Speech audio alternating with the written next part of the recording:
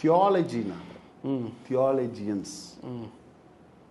தயவு செய்து நான் பேசும்போது இந்த தியாலஜி படித்தவங்க தியாலஜி காலேஜ் வச்சுங்க எனக்கு தப்பாக நினச்சிக்காதீங்க.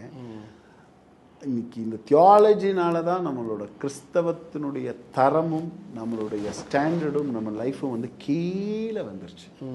காரணம் என்னன்னு கேட்குறீங்கன்னா, பைபிள் நம்ம கையில் இருக்கிற வேதம் அது அறிவுக்காக நமக்கு கொடுக்கப்படல, நாலேஜுக்காக நிச்சயமாக இல்லை. வேதம் வந்து உங்களுக்கு எதுக்கு இல்லை?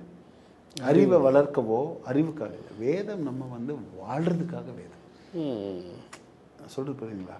பைபிளுக்கும் மற்ற புத்தகத்துக்கும் என்ன வித்தியாசம் இருக்கு?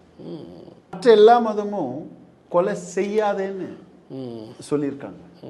என்ன, பைபிளில் இருக்கிற வார்த்தைகளை நீங்கள் படிக்கும்போது கொலை செய்யாமல் இருக்கிறதுக்கான பலன் உங்களுக்குள்ள வரும்.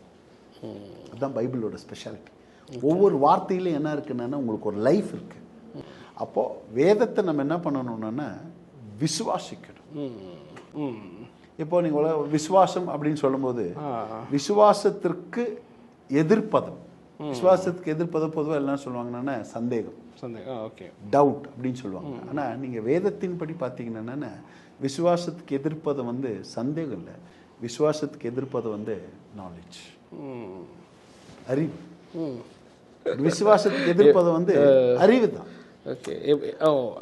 பைபிள் வச்சு சொல்றீங்க. அறிவு இருக்கிறவன் விசுவாசிக்க மாட்டான், விசுவாசிக்கிறவன் அறிவை சார்ந்து வாழவே மாட்டான். அறிவுங்க நான் எப்படி எடுத்துக்கலாம்? இப்போ நான் தண்ணியில் ஆட்டம் நடந்தாருன்னா கேள்வி கேட்பேன், கேள்வி கேட்பேன், எப்படி தண்ணியில் நடக்க முடியும்? அது எப்படி? அதுதான் அந்த கேள்வி இருக்கு பாருங்க, அதுதான் அறிவு. ஆனா விசுவாசம் என்ன பண்ணும்? நம்புவோம். அறிவுக்கு என்ன வேணும்? லாஜிக் வேணும். விசுவாசத்துக்கு என்ன வேணும்? அதுக்கு ஒரு சத்தம். கர்த்தர் இப்ப நீங்க பைபிள்ல இருக்கிற எல்லாமே இப்ப எப்படி வந்தது சொல்லுங்க? ஆண்டவரால வந்தது. ஆண்டவர் செய்த கிரியைகள், ஆண்டவருடைய சத்தத்தினால வந்தது. நம்ம என்ன மிஸ் பண்ணிட்டோம் சொல்லுங்க?